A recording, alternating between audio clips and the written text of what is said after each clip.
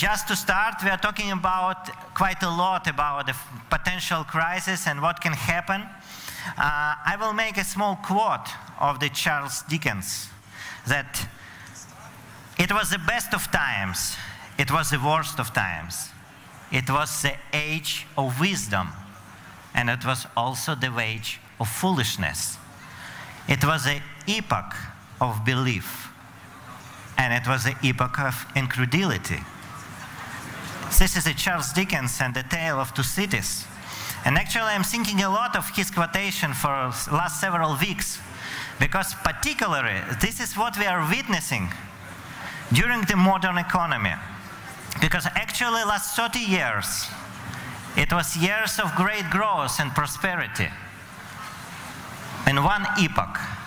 And then it was followed by the most severe financial crisis ever witnessed in the industrialized economy. And always we are asking ourselves with the different questions, how did it happen? How we can mitigate the so big losses in the jobs, production, and actually, can we predict the crises? Or we still live in the famous quote that was before the French Revolution, that it is still too late to tell. Actually, today, Jack Ma said a very good thing, that we are the good forecasters and experts in the past, but few of us can predict the future. And today, I think we are living in the environment where we don't have even chance to live in the indecision mode, because the time passing so fastly, because we are changing constantly. The economy we are witnessing is changing much more faster than any regulation we are creating daily. And actually, in my opinion, we should stop living in the illusions. We should stay on the giant shoulders of the past and stop kneeling in front of them and just waiting for another way of crisis. So, more than a decade ago, the new final countdown started. And actually, now, we are very close to what? And what we will answer during our panel discussion. Before I will introduce all the respectful speakers which we'll have today, I want to show you the specially prepared video for today's discussion that is devoted to the nature of crises that we have witnessed during the last century. Please.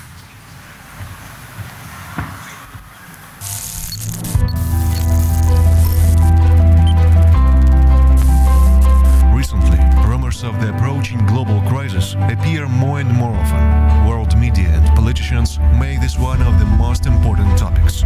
Are we so close to the global crisis right now? What evidence has led so many of these talking heads to come to such conclusions? During 19th and 20th century, economic downturns occurred on average every 10 years. Every year, on average 15% of countries experience negative GDP growth. However, sometimes the crisis is worldwide. In 2009, GDP declines in almost 50% of countries in the world. This is quite modest compared to the Great Depression. In the early 1920s, a deflationary crisis was caused by a large number of people returning from the war and a deficit of workplaces for these people. In 1929, the crisis was triggered by a stock market panic. Golden standard, tight monetary policy and trade protectionism turned it into the Depression. In 1970s, growing oil prices caused a surge in inflation expectations, which were partly responsible for stagflation. 1980s and 1990s have seen many bubbles and bursts on real estate and credit markets around the world. Everyone understands that after 2008-2009 recession, world will never be the same.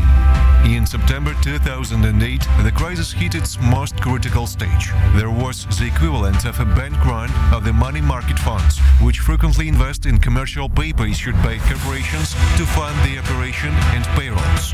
Global crisis of 2008-2009 was caused by low policy rate, high demand for loans and high supply of those.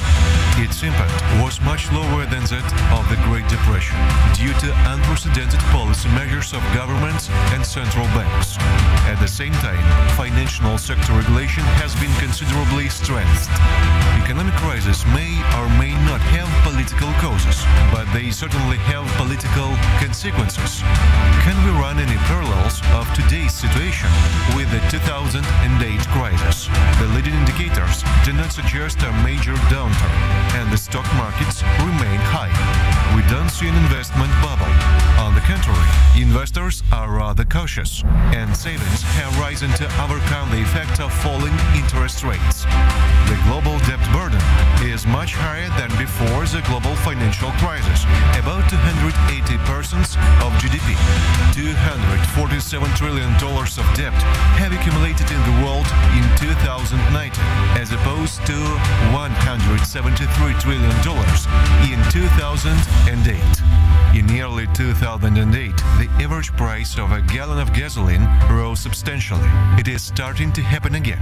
And remember, whenever the average price of a gallon of gasoline in the US has risen above $3.80 during the past 3 years, as stock market declines has always followed.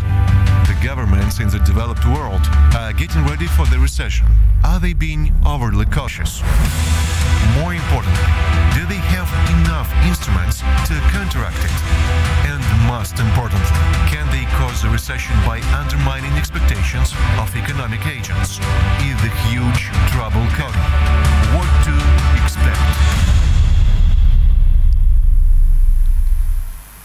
So, thank you very much. To answer this question, I want to invite on this scene Robert Koopman, Chief Economist and Director of Economic Research and Statistics Division of WTO. Please.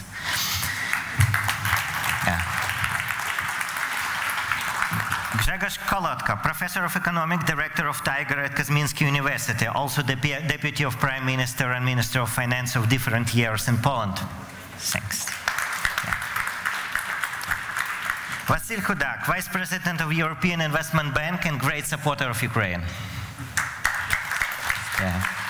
And finally, Giovanni Salvetti, Managing Director of Rothschild, Head of CIS and the Investor Guru. In the end, yes. Unfortunately, also it was stated in the program that Oksana Markarova should be in the list of invited. However, the urgent issue forbade her to be here. But it doesn't a problem to start for us. We have seen in the video a lot of some triggers. Yes, we can see that the global debt is 3 times more than GDP. We see that there are some points of recession in crucial economics all over the world. Actually, the most famous economist in the US, and it's from 40 to 75% of all economists now say that in the next 2 years it will be definitely recession in the United States and main economies all over the world. Actually, this is the question to all of you. Do you actually see and can we say that the global economy today is on the edge of a new crisis?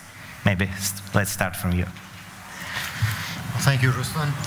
That was a rather depressing video.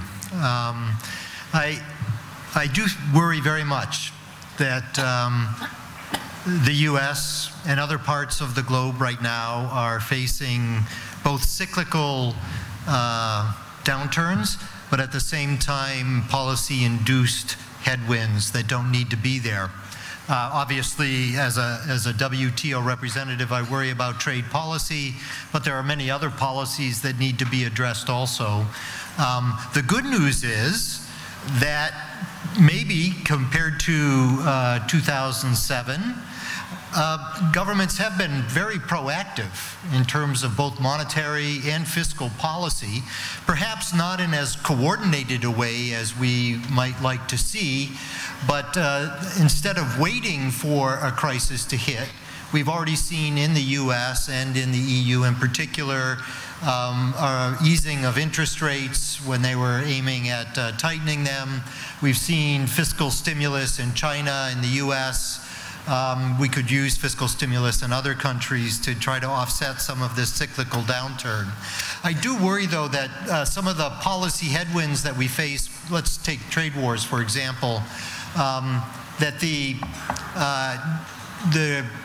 reason we're seeing that kind of trade conflict right now is because in 2008, perhaps the coordinated policy wasn't large enough. And also, people did not think about the distributional impacts within countries of those policies. So a big challenge that we see right now, and as a representative of the World Trade Organization, since the 1990s, we've seen very significant global convergence where developing countries are closing the income gap with the developed world, which is a great thing. But we're also observing increasingly internal inequality within countries growing more significantly. So how do we come up with a policy set that's going to deal with things that contribute to increasing populism that cause policy headwinds, and at the same time make sure that our macro financial policy environment is supportive and helps us deal with the cyclical downturn?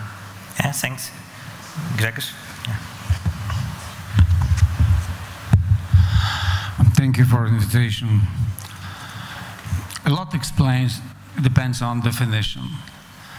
If one means by crisis, financial crisis on the stock exchange, it's around the corner. Most of the stock exchanges are overvalued. If one means by crisis, downturn, falling GDP, which is not the most important thing in the world. In some countries it will happen, in some not at all. In the overall world there won't be downturn. There will be the economic growth. It may slow a little bit, but it still will be a positive one, basically because of a relatively good situation in so many economies. Jack Ma, now everybody will refer to Jack Ma, said this morning that small is beautiful. Don't think big. And too often we think big. China is slowing, but still growing over 6% on an annual basis. US is slowing, but it's a lot. But aside of the big countries, you can put here also to the equation, say India or European Union, which is not a country, but it's a kind of integrated economy. But still, a lot of output is happening elsewhere. And there are plenty of places on the map of the world where we have much better news than from this sexy video. So my concern is a crisis, a different kind of. What we do face, and we are each day, each hour, each minute, more and more in this crisis. This is the crisis of contemporary capitalism. It's a very fundamental question. Especially neoliberal capitalism has failed. It has not delivered, and it has provoked new nationalism, protectionism, xenophobia, idiocy of the leaders of some great countries, starting from the greatest, all of them, with the economic illiteracy of the economic policy of the White House, declaring trade war. How you can say that trade war is good for economy? It may be good for some players if they are smart, using Jack Ma words, but not wise, but not for the mankind or not for the global economy. So we are in a very difficult position, which is a crisis-like, but I'm not panicking. Crisis is also a chance. It encourages us, the intellectuals, the research economists, the thinkers, to look for an answer, how to tackle the issues, how to meet these challenges, how to escape forward, how to change the civilization, the humankind, the global economy, which is so much intertwined because globalization is irreversible. Despite, you know, Make America Great Again, Alternative für Deutschland, or Polska dla Polaków, and all this nationalism which we hear and there, which is anti-globalization. But this is the new nationalism, because the old nationalism of India or China, Russia or Turkey is not anti-globalization. There is a very big difference between China, which is, yeah, a nationalism, and say what we see in Trumponomics, which is trying to make an America great again. So US may go into recession in a classical way. How it will happen, we will see, but it won't be anything serious. But they will pay much bigger price for the trade war than anybody else. It is only the time lag between the cost and the result of the mechanism which has been set in motion after this ill-advised policy. So therefore, if you mean crisis, there was in the video similar or alike 2008, 2009. Not at all. The situation is very much different from institutional, structural, political, and cultural viewpoint. But if you mean general crisis of this type of capitalism, which is not taking advantage of globalization, which is irreversible, making it more inclusive, we are already in a deep crisis, and the situation is dangerous. Macron said 2 days ago that it is dangerous from political viewpoint. I may say today that it is dangerous from economic viewpoint. But my optimism, or rather my realism, which is based on my new pragmatism, it is that all and every of these problems are solvable. It's not the dead end. It only calls for wisdom and the political commitment of the elite, of the political elites. Unfortunately, in some countries, starting from mighty USA, we cannot see this political commitment to meet these challenges. But the time is going pretty fast, and we have to be patient, and we have to work, and we have to look forward, and then we will be better after this crisis. But again, it depends on definition, what one means by crisis. Yes, thanks. Vazil, maybe a few words from you. Well, I think that economic crisis is a natural part of the economic cycle. The only question is when it will happen, from which part of the economy it will come. And I think we have seen in the video that it can come from different sectors, whether it's financial or real estate or different bubbles in .com area, etc. And also how deep it will be. So from that point of view, this is something that we probably cannot avoid. Whether we are now in this process moving towards such a crisis is a question mark. We do have some signs that this may be the direction. We have too many uncertainties related to the trade war between US and China. We have the cooling down of the Chinese economy, which has been the main driver of the global economy in terms of trade exchanges, exports, etc. And in Europe, of course, we are facing the issue of Brexit, which does not contribute to this stability. And we also have a combination of deep structural changes, especially in two important sectors of the European economy. One is the area of energy. The move towards from the fossil fuel to non-fossil fuel, movement towards renewable energy, which has its own impact on the structure of the European economy. And then, of course, some profound changes in such critical sector of the European economy as car industry. Movement from petrol, from diesel towards electromobility, which by itself creates a lot of disturbance in critical part of European economy. So these are all elements which obviously contribute to uncertainties, which create pressures on the economy. We see the cooling down of some of the major European economies like Germany, France, Italy. On the other hand, on the positive side, so that we are not just negative, I think we have to say that in Europe, we have learned a lot from the financial crisis. As you know, we have been able to build so-called European Banking Union.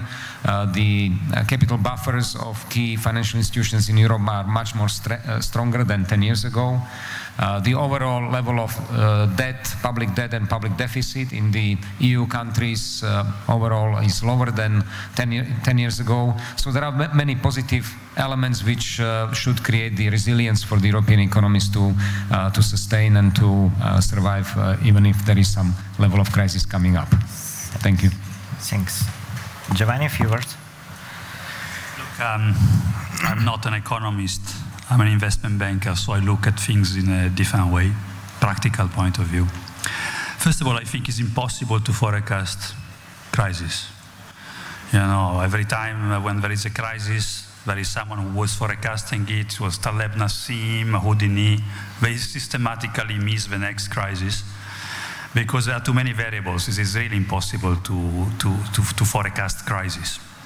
That's the first statement. Second, from a practical point of view, I think what we are witnessing today is something which is very unprecedented and which set a number of important considerations, which are negative rates. Rates are going down all over the world. We are going down even in Ukraine. Of course, they are still high with respect to the United States, with respect to Europe, Japan, of course, but they are going down. And both America and Europe and basically all the developed economies are pumping money with quantitative easing type of things. What does it mean? What does it mean for us? You don't see, you know, the euro, the dollars are keeping a good ratio. I mean, there is no one which is devaluing from each other because both are pumping. So the monetary mass is becoming very big.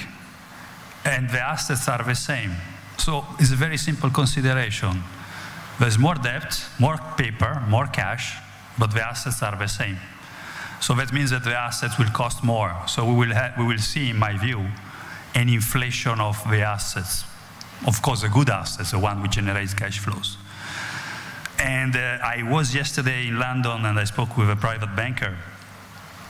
I'm an investment banker, private banker. And he told me how people like 60, 70 years old, which have like $5, $7 million, and they feel comfortable because they have this money in their bank, and they were living with 2, 3, 4% interest.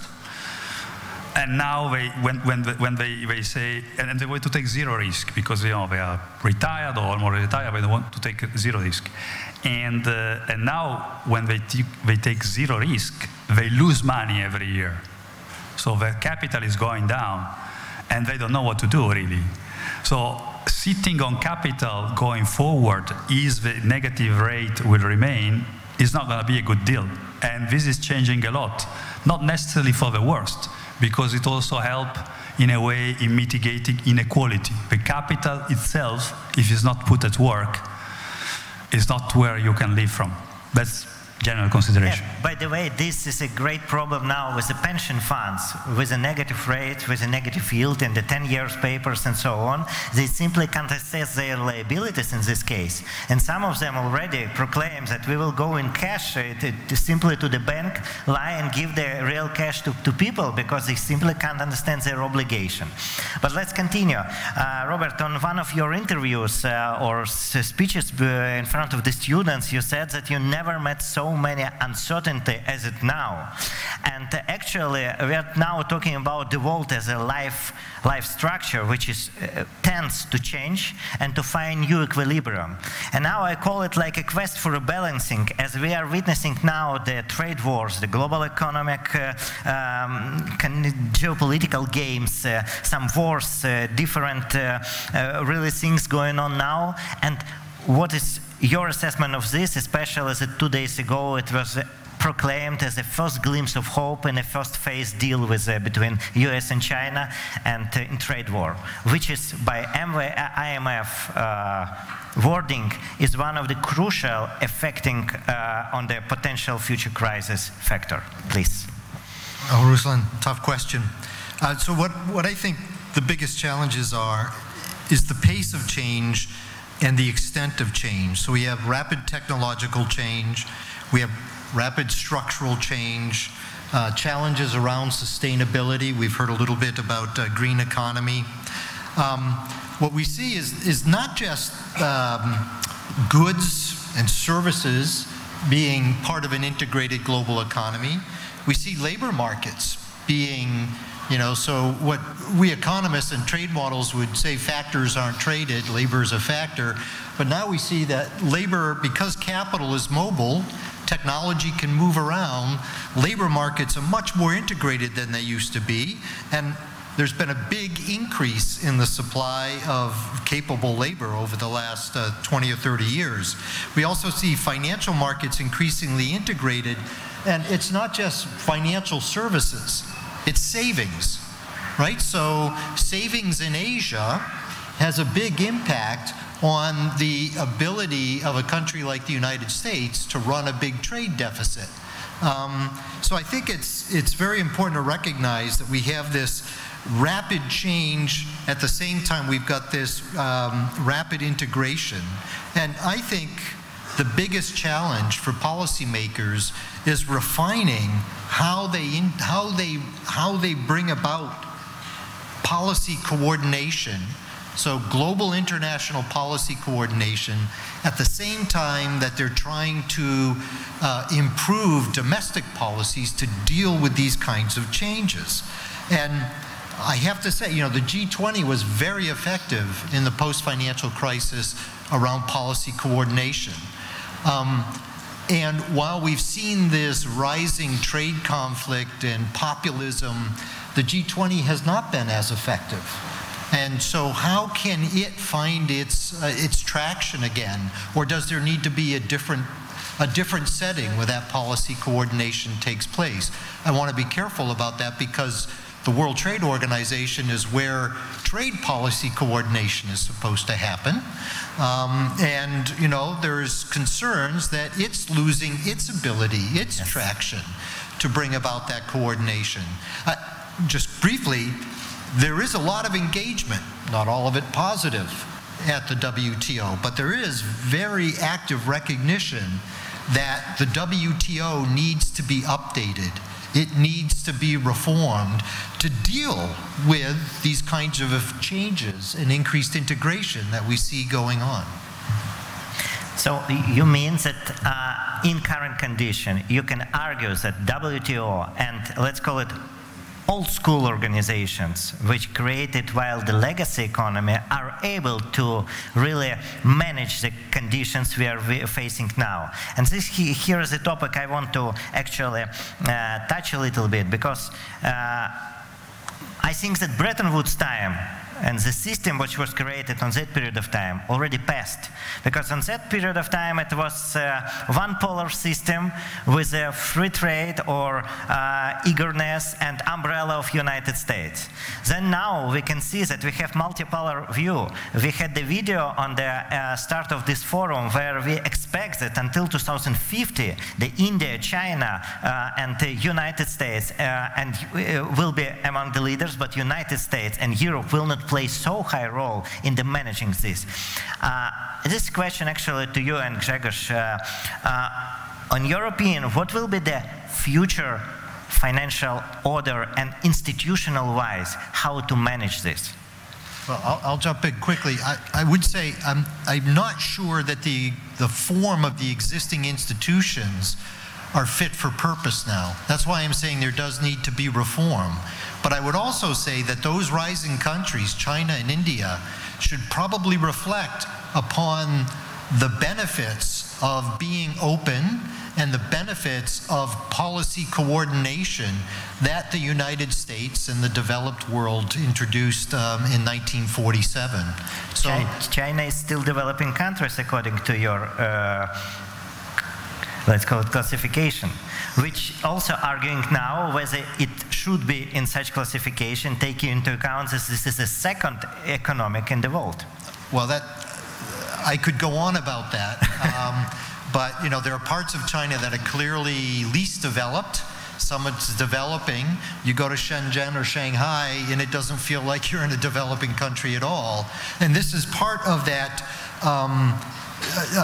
structural change that we see. There are parts of China that are at the global technology frontier in leading it, and they're in some sectors. There are other sectors that aren't doing so well. I would argue that that's increasingly the case in a country like the United States or even the European Union.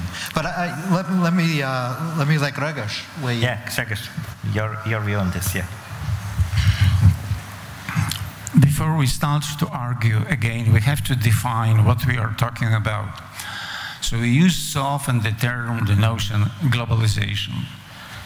Globalization has many faces. It's not only an economic process, but from an economic perspective, I say that globalization is liberalization and integration of thus far performing to the extent separately national economies and the markets for capital, goods, tradable services, and with delay and constraints labor into one interconnected, interdependent, worldwide global economy. So the lacking element is political globalization. And the remaining part of 20th century, we are young.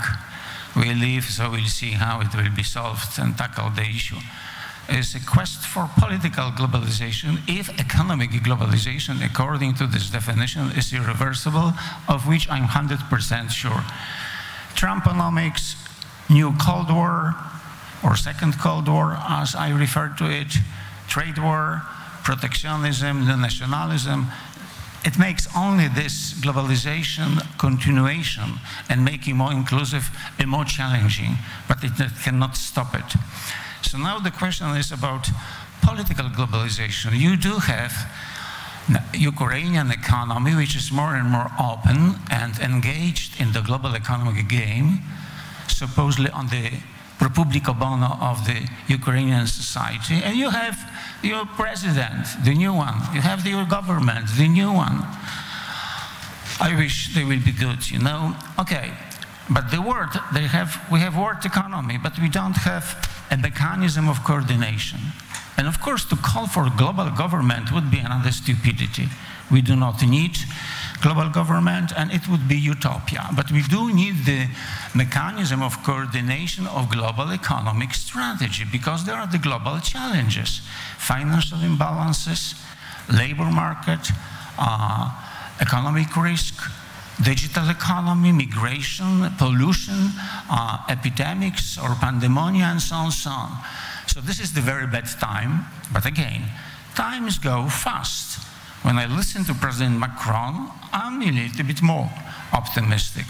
Whenever I listen to Mr. Trump, I can be only pessimistic.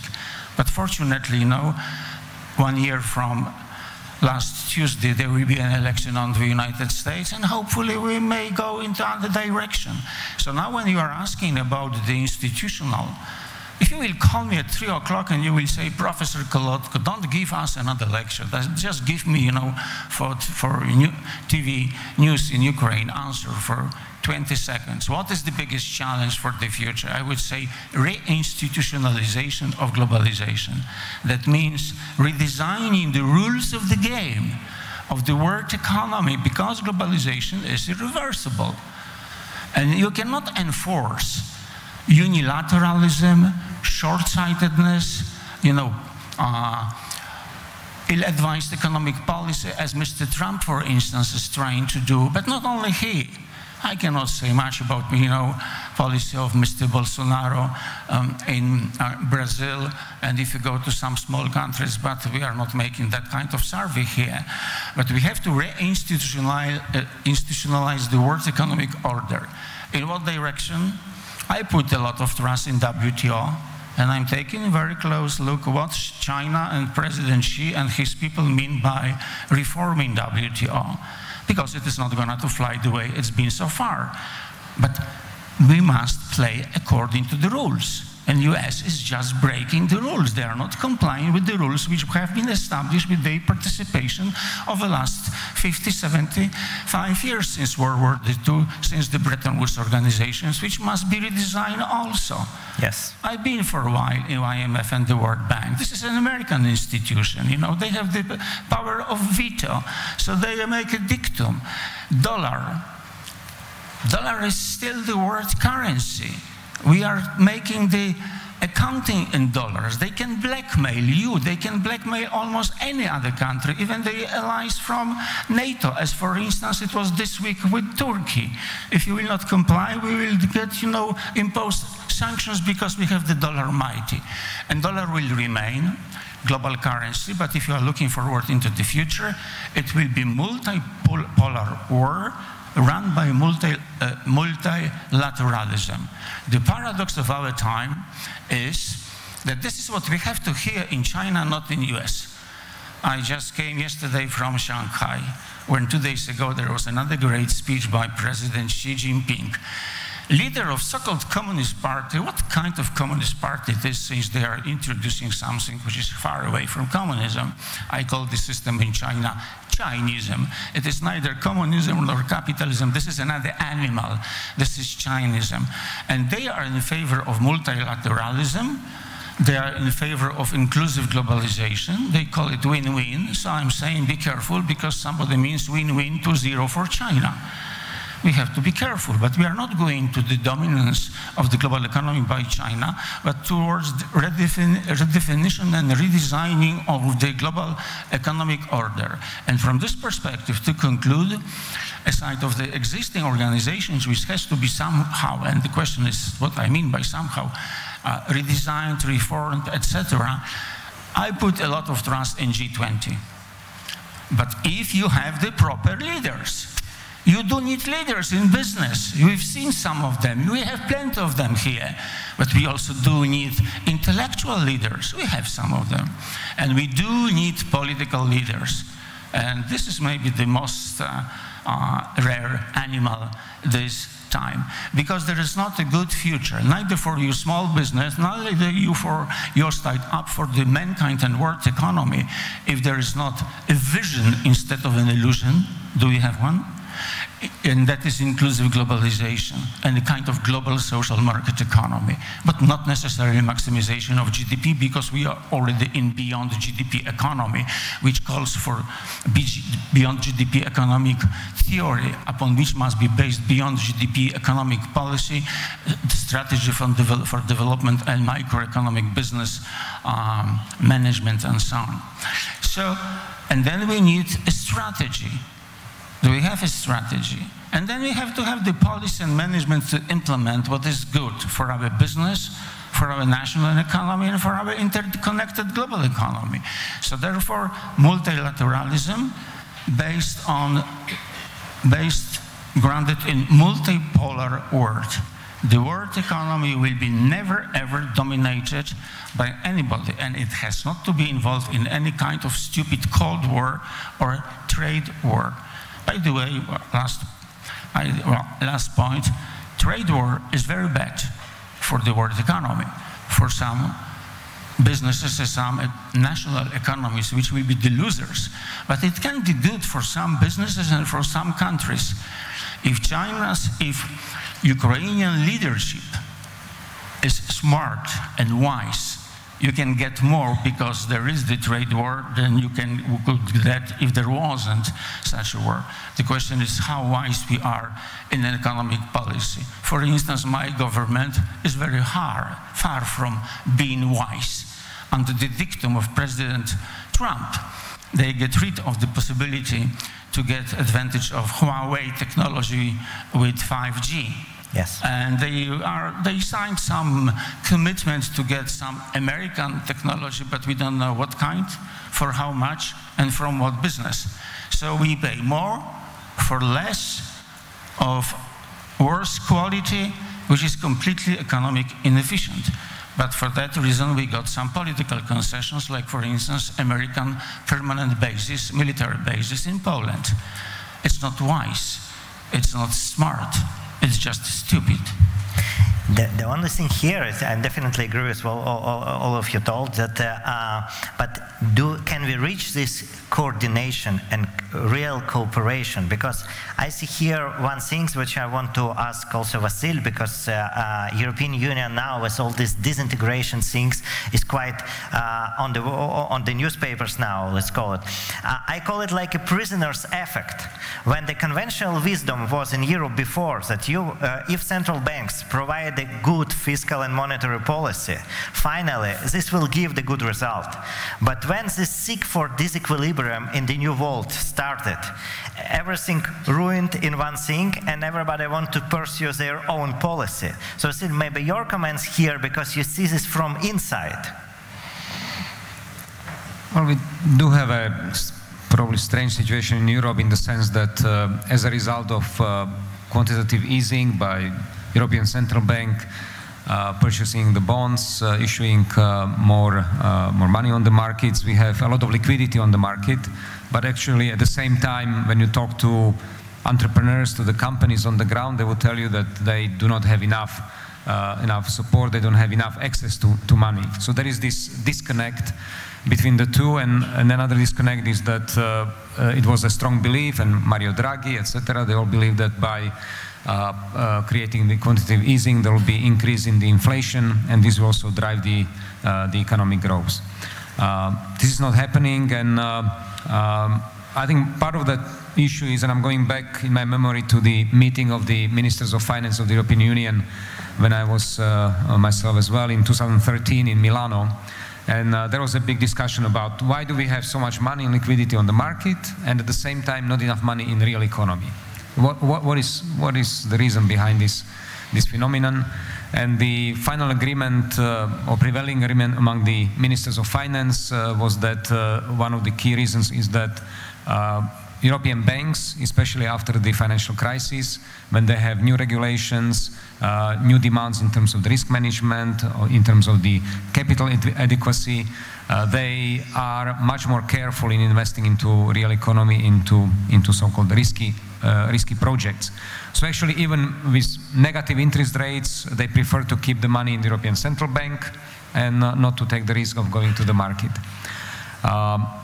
But as we have in the title of this panel, each problem or crisis creates also an opportunity. And one of the results, I think positive results of that discussion in Milano in 2013 was the idea of creating what became a Juncker plan. So basically, to cover this risk element of investments, it was decided to use part of the European Union budget to create a pool of guarantees which eventually are managed by the European Investment Bank, and which create opportunity for the EIB to invest into the risky portions of projects throughout the European Union and to leverage a lot of private money to enter into such projects. So it's a wonderful example of public-private partnership in the financing area, where 25 billion euro of public money from the EU coffers actually was able to mobilize over 400 billion euro of real investments in the European economy. So there are ways how to deal with this issue. I think there are interesting instruments. Of course, one big discussion which is now happening in European Union, and with the arrival of Christine Lagarde as the president of the European Central Bank, is the question of can we add to the monetary easing also fiscal easing? Yes. And this is of course a big question for countries like Germany, Netherlands, maybe a few others in the European Union who have the fiscal space to actually make more investments into their economy and to be the new drivers of economic development in Europe. But this is also a question which goes into the internal political discussion about a level of public debt which is acceptable to those countries, and about the role of investments in the overall economic policy. Yes, actually, this is now quite a big problem, because I see that it's a limited firepower now on the central banks. There are a limited number of bullets in their guns, because the Practically, interest rates are on the edge already. We have several central banks all over the world, and Central Bank of Europe is a negative rate. We have 16 trillion of assets on the balance sheets of these central banks. And here I see one of the major problems, what will be the next, because the fiscal methods of rebalancing is still don't have enough support, especially as you mentioned in Germany and other countries. So I remember that during the first speech, Grzegorz told that it was several periods of different bubbles. Yes, it was tech bubble, real estate bubble, financial market bubble. Now I think that we have the bubble of risk-free assets, because actually before the risk policies were so changed and the investors were so cautious. So what will be the new risk-free, and what to do now with all these assets? Maybe Grzegorz, your comment. Well, I think that, yes, there is obviously a danger with the, as I mentioned, with a huge amount of liquidity on the market, with the resistance or risk-averse policy of the banks, and the need, plus the negative interest rates by the European Central Bank, that the money, the liquidity has to go somewhere. And I think, as our friend from Rothschild mentioned, that there has to be some type of assets where the money has to be invested. Because of the limitations, at least in Europe, on the public finance, so basically each EU member state has to fulfill key conditions of the Growth and Stability Pact, which means that basically the deficit should be under 3% of GDP, the public debt should ideally be under 60%, and there is a trajectory in this direction. There are quite tough limitations in terms of investments into the public assets. Where I see a potential bubble developing is in the corporate bond market, especially junk corporate bond market and different derivatives, where the amounts of money are in trillions of euros or dollars. They are in many cases out of control or supervision by the central fiscal authorities. And I think this is something which potentially could be one of the sources of the crisis from the fiscal side. Grzegorz, if possible. I would say that to Lion, sure, the bubbles are a result of two things. First, a drive for rent-seeking, that is rather redistribution of value and sometimes grabbing the value or taking it from elsewhere by legal matters. And secondly, of wrong regulation. When you were asking in your video about the resemblance of the current situation with the pre-crisis stage 12 years ago or so, I said this is not similar, but to some extent it is, because we don't learn all the lessons, or at least we don't put all the consequences of these lessons into practice. The crisis of 2007-9 was caused by neoliberal capitalism, which is a system and a policy for enriching the few at the cost of many. By what means? By wrong regulation, which my neoliberal colleagues called deregulation. But the deregulation, starting from the United States prior to that last crisis, was basically making rent-seeking much easier and had contributed a lot towards what we call financialization of economy. And the financialization of the economy is not making, mass of the people happier. It is making very few people much richer, but pretty often at the cost of many, which we have also seen on this video. So the question is, do we have a proper regulation of a free, honest entrepreneurship? Be rich, be successful if you are honest and you can compete. It's another utopia that the market is based on fair competitiveness, deregulation, and symmetrical information. There is plenty of bias in the market, and there is plenty of manipulation of the agents which are taking a part in the economic game, starting from households also to the players at the financial market. So the question is, are we at the stage here in Ukraine, in our continent, in Europe, or elsewhere? Is it Asia or South America? Are we at the stage where we have a proper synergy between the power of invisible hand of markets and the power of the visible hand of government, and in this case, yes, transnational or multinational global governance? Yes. We are very far from that, and for that reason, that is the factor driving us closer to crisis, which is not, again, the crisis on the stock exchange or downtown in the economy, but whatever, half a percentage point. It's not the problem, the more so if we are in the post or beyond GDP economy. But one must be very careful, because there is no point of return. There is no back to normal. We cannot go back to what was in the past, because that will be the recipe for the next crisis, which will be much more severe, because the situation is much more complex for the reasons we know pretty well. So we have to look for good regulation, which will be favorable for honest entrepreneurship and competitive market. We have to get rid of this over-financialization of the economic activity. And for that reason, it is a big challenge for the future of the banking sector. I think that banking sector is in much more serious challenge position than the real economy, where we manufacture, where we deliver, and the services the people are looking for. Thank you. Here I can refer in 2012, while preparing my PhD, I read one of your article which was devoted to neoliberalism and the global crisis. And you called there like a casino economy, where it is a strong detachment between the real sector and financial sector.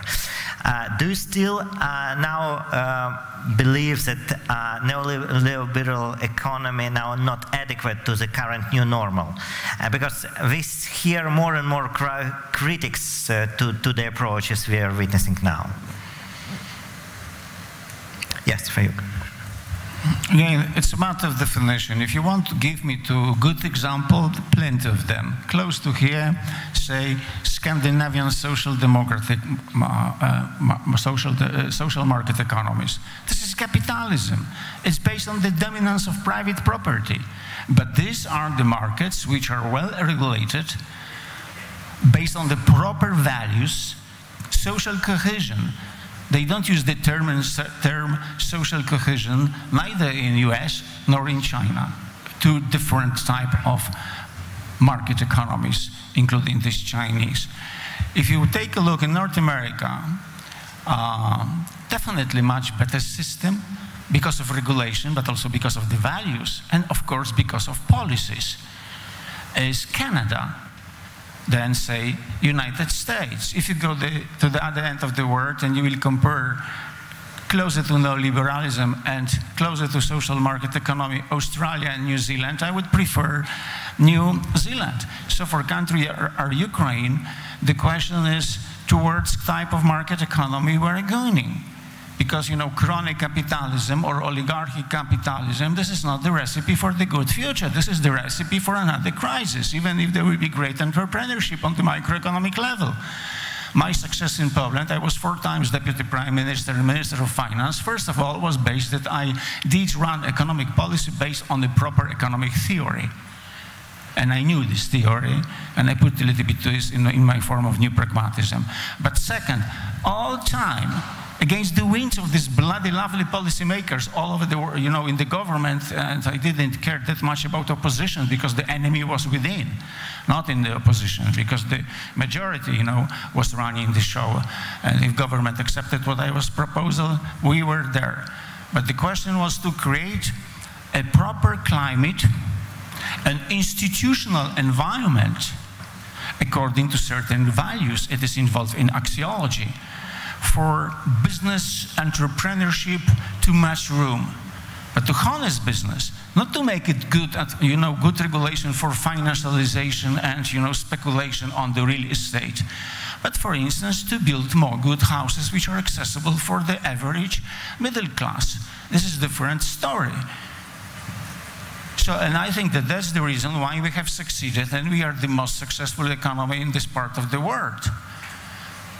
But that was a proper synergy between this post-communist, I would prefer to say post-socialism because there was never any kind of communism in my lifetime in Poland, this post-socialist transition, that was the synergy between proper values, institutions, and regulation by the government and entrepreneurship, which is something different. And if it is if it is combined in the proper way, we are the winner. But you cannot make all of the world something like from Scandinavia. It's too big, it's too complex, it's too difficult. But you can move a couple of steps towards this direction to make the economy more inclusive, to make a little bit more of social global cohesion, to be more open, more tolerant. But again, it calls for vision, leadership, theory, and practice. And for that reason, it is good when we are discussing with the business and when we listen what the business people are having to say, and if you have also honest governments, which is not the case all over the world. Thanks. Robert, one question to you, because I think that we should touch this topic. It's a matter of populism, which I think you from WTO quite often face during some negotiating processes, because there is interesting statistics that today is 43% of the GDP of the countries in G20 are ruled by populists. And a few days ago, the research from the Open Berlin University appears. They made the artificial intelligence model that starting from 1870, before the every crisis occasion, the surge in populist support was foreseen and witnessed before every crisis. So maybe a few words from you about this. Well, I think it illustrates the limits of economics. I'm an economist. I'm passionate about economics.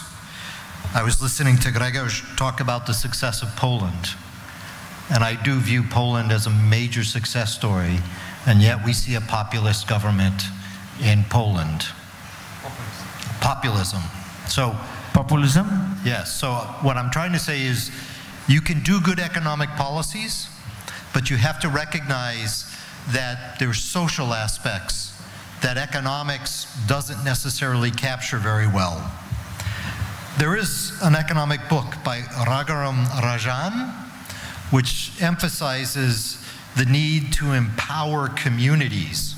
And so I agree with Grzegorz, we need to have these international policy coordinating bodies like the WTO, but I think there's also been what I would call capitalism, but not in the economic sense, but in an economic geography sense.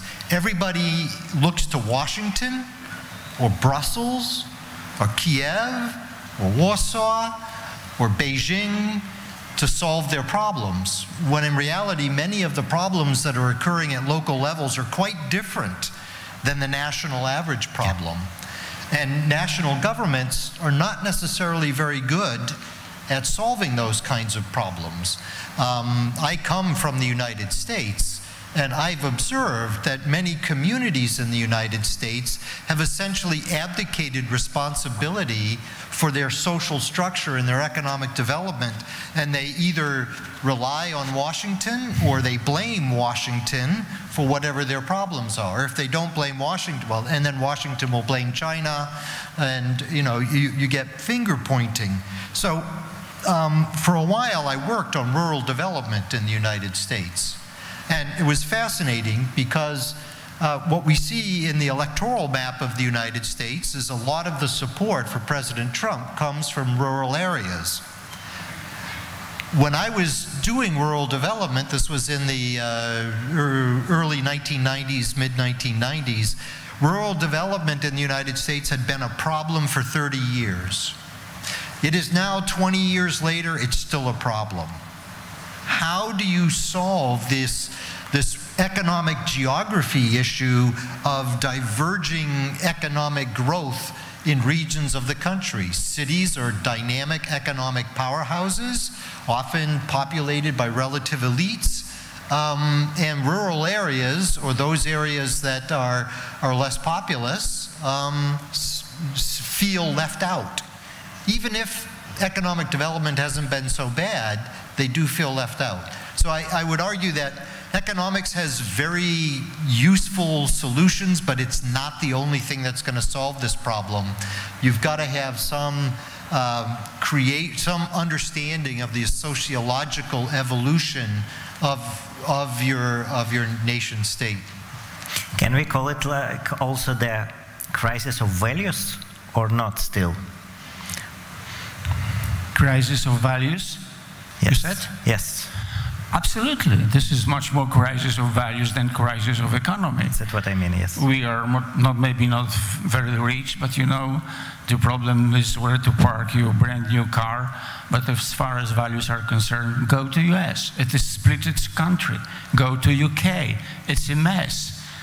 Go to China, answer the students or the business people, what is the advantage of our liberal democracy over the, as they call it, consultative democracy. It's not democracy, it's an authoritarian, it's meritocracy. Good for them. So Brexit split, you mentioned Poland. Yeah, Poland is a successful story, and still Polish economy is doing pretty good. If you will apply my macroeconomic stabilization pentagon, rate of growth, you've seen different data today, but a year ago, 5.1, this year, 4.3, and some inflation less than 2%, current account 0.5%, fiscal deficit less than 1%, unemployment lowest since 25 years, and so on, so on. It's good, but if you are talking to the people, it's 50-50, because they are the values. Twice, both of you, you mentioned populism, against definition. What is populism? I'm very much against populism as much as I'm against neoliberalism. Populism in economics, but also in politics, but in economics, is the wrong answer for the wrong proposition of neoliberalism. I'm in a very difficult and awful position. Horrible. Now I have two enemies. But you know, enemy of my enemy is not my friend. Populism is an enemy of neoliberalism, but this is another beast which we don't like. Populism, in economic terms, means giving to the people what they want. This is unaccountable. It's not responsible. You have to give the people what they need. That's very difficult. And you have to discuss with the people by education, by culture, by discussing the values and challenging some of the values. If all of you would like to get drunk, I will be good policymaker if I will give you a shot of vodka? Absolutely not. I have to teach you that the carrot juice, you know, or apple juice is something better.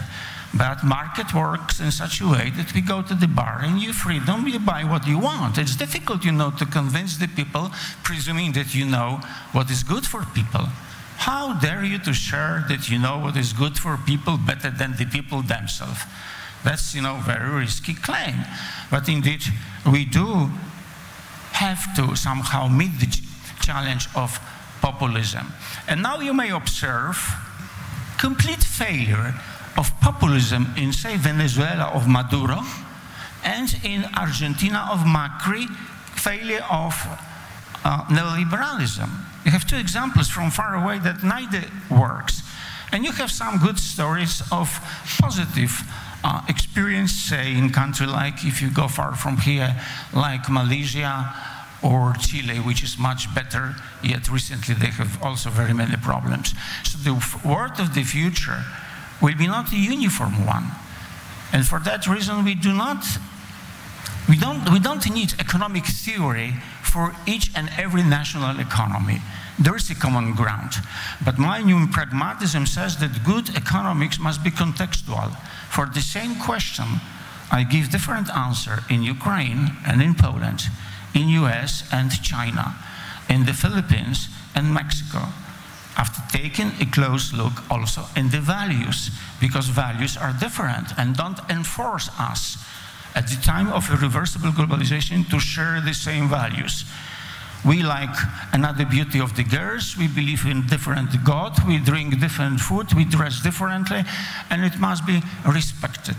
And there's plenty of room in both economy and policy to go vis-a-vis that kind of expectations, but also to shape them, because it is relevant to values.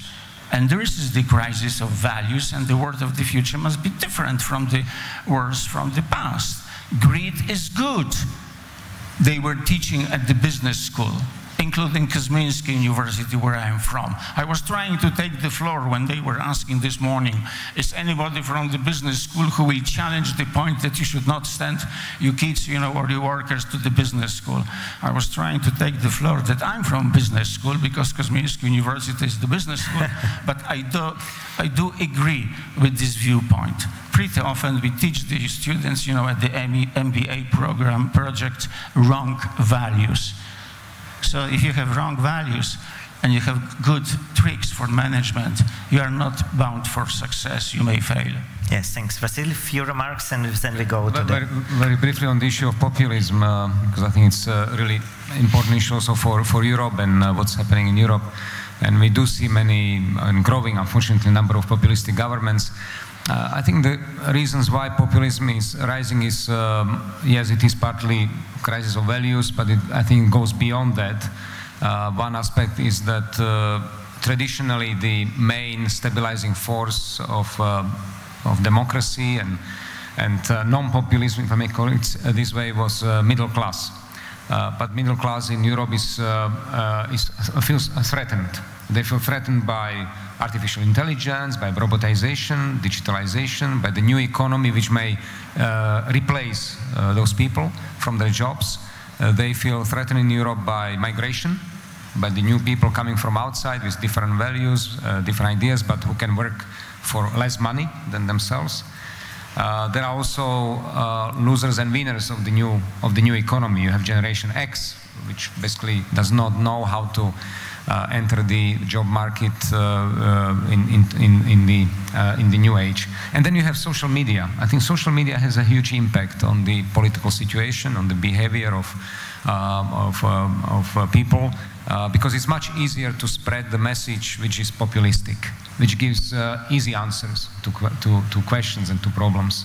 It's much more difficult when you come up with a complex solutions, for example, like Professor Kolodko is explaining, that this is much more difficult for people, and unfortunately this populism is being misused through mass media. I just had lunch with the Deputy Prime Minister from Ukraine, and he was complaining that yes, we are coming up with all these different measures now, for example, to decrease the level of tax avoidance, which of course does harm some parts of the economy of people in Ukraine who have been using tax avoidance as a way to earn money, but this is not a sustainable way, certainly not for government. But those people are very vocal, but there is the silent majority who stay at home and who do not show the fact that this is important for the country. So the role of mass media is also something that does play, unfortunately, in the hands of populists. It's a very good message about legacy economy and digital economy. Actually, in the next few years, it's expected that 16% of staff will face the problem of the new economy influence. But it also the forecast that the next 10 years, more than 60% of GDP will be created due to the new economy, digital economy, and so on. Seeing the time, I want to touch the topic of developing countries in Ukraine, and then we will pass the word to the audience for some questions for our respected speakers. Just few remarks here that according to IMF, 90% of economies this year performing not so good as in last, and the only safe haven which is still visible, this is developing economies and emerging economies, where the prospect of 4.5, 4.6 growth of GDP is forecasted on next years. Ukraine is also, according to the Mr. President's speech today in the morning, is expected to be among quite rapidly growing countries. So, Giovanni, you're the prof in the investment, and I know that you manage a lot of investments here. One question, if we consider that developing countries and such countries as Ukraine is still yield-wise and safety-wise are considered to be the good haven for investment. In case of crisis, given your structure of investment, and what will be the consequences for all these investments? You have the floor, and as I know, you have the small presentation for this. Yeah, thank you. Yeah. Thank you very much. Yeah. So yeah, I'm not an economist. I'm more like, as I mentioned before, I'm a carpenter, if I may say, of finance, in the sense that I work on transaction, I do deals. And I work for Rothschild, and I had the pleasure of working in Ukraine for the last 10 years and doing transaction over like $20 billion in this market, different type, M&A, debt restructuring, and so on and so forth. Anyway, I'm not here to make advertising. It's just to show that I have a decent understanding of the dynamics of this market. And I think it's a very interesting question, Ruslan. What will happen to foreign investments in Ukraine in case there would be a crisis? And I think the question is too broad, and one needs to diversify of which investment we are talking about, because there are different investors, different investments, different logics, and different reactions to a potential crisis. So what I try to do, I try to create a matrix which is clearly indicative and it should give a sense of what type of investors and under which conditions are investing in Ukraine, and then we can see what happened in case of a crisis. So the early stage investors are the international financial institutions. They have very small requirements, you see. International financial institutions meaning IMF, World Bank, EBRD, IFC, EIB, of course. Sovereign bilateral loans with quid pro quo, without quid pro quo, whatever. Anyway, direct investments from sovereign. And the requirements are very basic. They just need legitimate and function state institutions. They need security, country, personal security, a basic rule of law, and share market value ethos. And you know, these investors are already present in Ukraine. The returns are around 2–3%. And they come to Ukraine when the situation is getting into trouble, right? Very important for the country. Together with them, you have also speculative investors, which have much higher return on investments, and they expect 15–25%. We are talking about 15–25%. They typically buy 50 cents on the dollar. No, they see an asset, situation of a country is difficult, and they like to buy on the chip. And they are present in Ukraine and quite successful, I would say. The color, I forgot to mention, yellow is more debt, blue is more equity. Now the second level, of investors are Eurobond investors, or investors which invest in sovereign debt.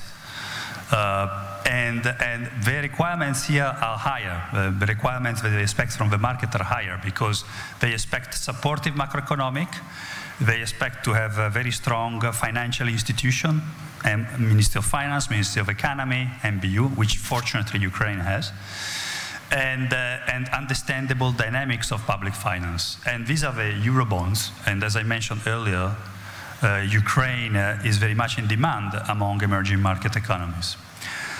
Third level are public equity and public debt in private companies in Ukraine. So basically, private companies issuing equity and debt. Here the requirements are reliability of financials of private companies, governance, and also regulation which supports foreign investments in terms of, for instance, foreign exchange regulation. The last level of, let's say, sophistication is when you have significant strategic buyers which open, for instance, a big plant, $300 million car plant in Ukraine, or international private equity, the big ones like TPG, like KKR, investing $300–400 million in Ukraine.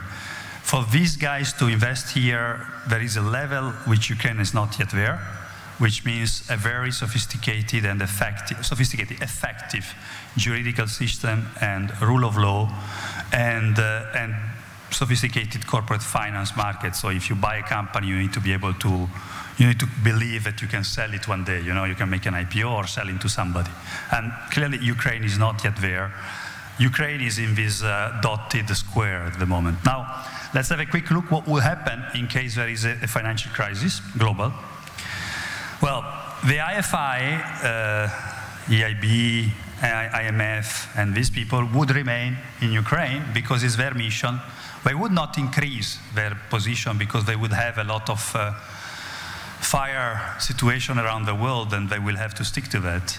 But they will be here. That's why they're very important for Ukraine, because they are going to stick to the market. The speculative investor will quickly go away because it will be easier for them to invest in Germany cheaply. Now, why to invest in Ukraine if you can buy cheap assets on discount in Germany, France, Italy, Spain? Eurobonds will decrease significantly. You will see them going away because when there is a crisis, there is a risk of taking over, and asset managers are transferring their bonds from Ukrainian high yield to T-bonds or German bonds, even if negative yields, because then safeguarding capital is paramount.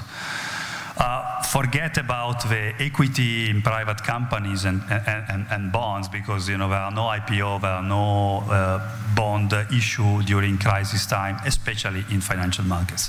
What is interesting is that the fourth category, the long-term investors in private companies, they would effectively remain because they have no other choice. You can sell shares, you can sell bonds. You can't sell a company that you have, I don't know, in Mariupol easily, if it's a big one. So it's very important that Ukraine will move up to the fourth level and get long investors, strategic investors, because these are going to stay in the good and in the bad days. Now, I'll be finishing just to say that if someone thinks that Ukraine can remain isolated in a situation of crisis, because of whatever reason, that's not the case. Every time there is a crisis, Ukraine suffers more than other markets, because as I mentioned before, investors go from risk on to risk off. And you see when there was a crisis in 2009, M&A, which is a good proxy of FDI, decreased sharply. Also, when there was a crisis on Crimea, the revolution of dignity, Ukraine, again, the M&A decreased. As you can see today, M&A in this country is extremely marginal. I hope for short term, because my job is also doing not only debt restructuring, but also M&A, and I believe that this will not be the case in the coming years. Thank you. Giovanni, you said a very good thing, that we should balance between portfolio and FDI investment in order to not to repeat the Greece example that was in the European Union when it was a big disbalance between portfolio investments and FDI. But hopefully that the policy of the new government will change the situation and the new investment climate will improve. I want to pass the question to the audience. Do we have the questions? If please rise, and we have the microphones, and we have 10 minutes for the different questions. Do we have? Okay. Please.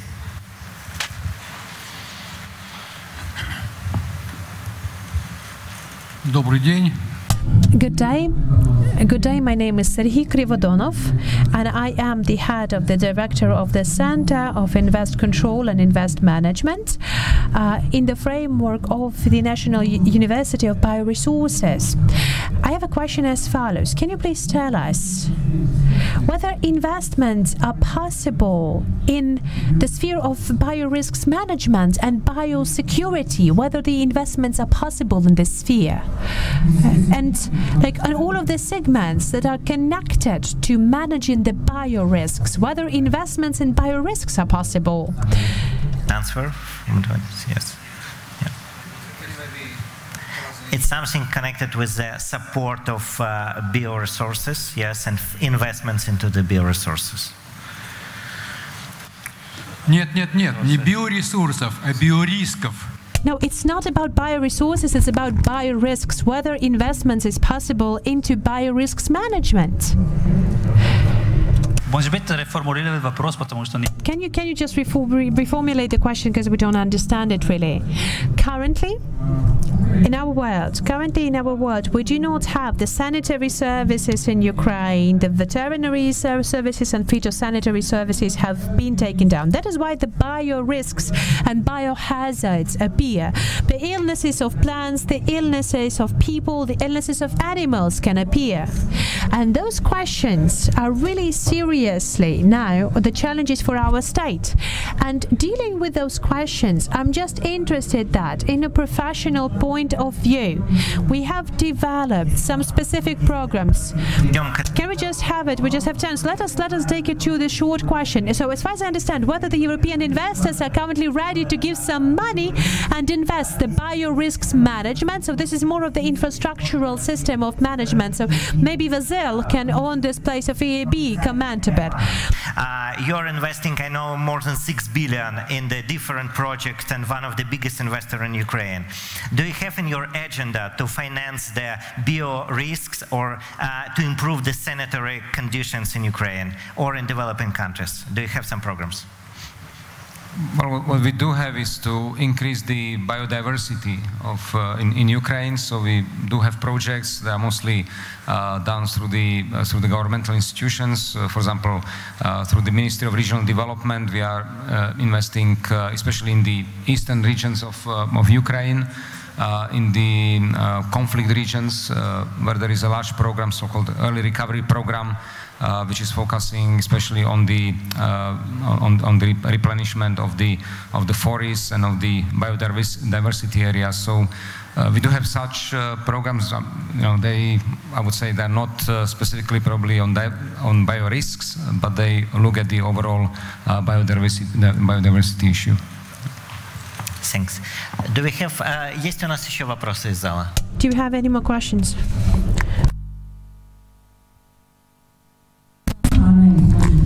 Independent banking expert. How do you think, what are the way of the future? What is the vision of the future transformation of central bank? I'd like to propose to discuss 3 pillars. First pillar, should banking supervision and monetary policy be under one umbrella? Under the umbrella of one institution. And the second one, what are the ways to strengthen the functioning of the central bank as think tank? Maybe discuss such aspect. And the last one, how modern central bank may overcome existing and arising technological issues and concerns, transformations, maybe big data, artificial intelligence, etc. Thanks a lot. As you wish, maybe one question, on the second one. No, let's wait for one first, and then we will see, because it's number of people who want to ask the question. Thanks. Vasil, maybe you will speak more about banking. I'm not really a central banker, but just looking at the, for example, situation at the European Central Bank, certainly there is a separation between the banking supervision and the monetary policy. There is a special supervisory body which was created under the European Banking Union, which is separated, it's de facto Chinese wall from the monetary policy of the European Central Bank. So I think the separation makes sense. As a think tank, if I understand aspect, certainly I think this is part of the role of the central bank to make sure that it provides also strategy and deep analysis of the country. On the digitalization, if I understand, if this is the issue, digital transformation of the bank, I think this is something which has to be done by every bank. I mean, we are under the European Investment Bank, we are undergoing through the process of digitalization. There are different ways how to do it. For example, as we see today also with the European Central Bank, there is much more opening towards cooperation with fintechs, support for different types of fintechs, which are new driving force of the financial and capital markets. So certainly the transformation of central banks have to follow also this path. Yeah. Thanks. Еще один вопрос, пожалуйста, и будем. And one more question, please, and we'll stop. Journalist and web business. What the main triggers will show us that the next crisis will start? Can you answer, please? Who wants to comment? Maybe Robert, yes. Well, one leading indicator is often what's happening to global trade. So I think trade often is a real-time indicator, particularly in goods and services, and particularly capital goods and services, as to what's happening to investment. So while reported GDP investment demand takes a while for national governments to report, if you follow the capital goods trade, you can often get a leading indicator of whether or not investment is falling rapidly. I'm sure there are many others. Thanks. So taking into account lack of time, I will make one closing remark, and we will finish our discussion as of today. So it looked... You want one last, yes? Ah, lady, okay. Lady, let's hear. Thanks a lot. I am Olga Yatsenko from KIEF National Economic University. I have one question to Robert Koopman. We told today about economic crisis, about dispute settlement and trade war. What do you think about future work of appellate body? Because now we know that global trade system has a big problem, especially in December. So the appellate body is part of the dispute settlement mechanism, which results in a final determination. And so there's two parts. There's a part where there's a dispute, and there's a finding in that dispute, and members can appeal that finding to this appellate body.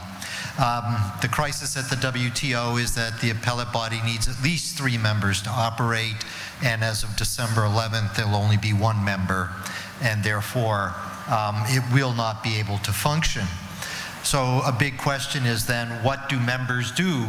Will they accept the original finding out of the dispute panel, or will they set up an alternative process, or will the system just break down? At this point, negotiations are ongoing, and we're hopeful that at some point a resolution will be made. It's a complex matter, and it seems unlikely to me, at least as I read the current circumstances, that it'll be resolved by December 11th.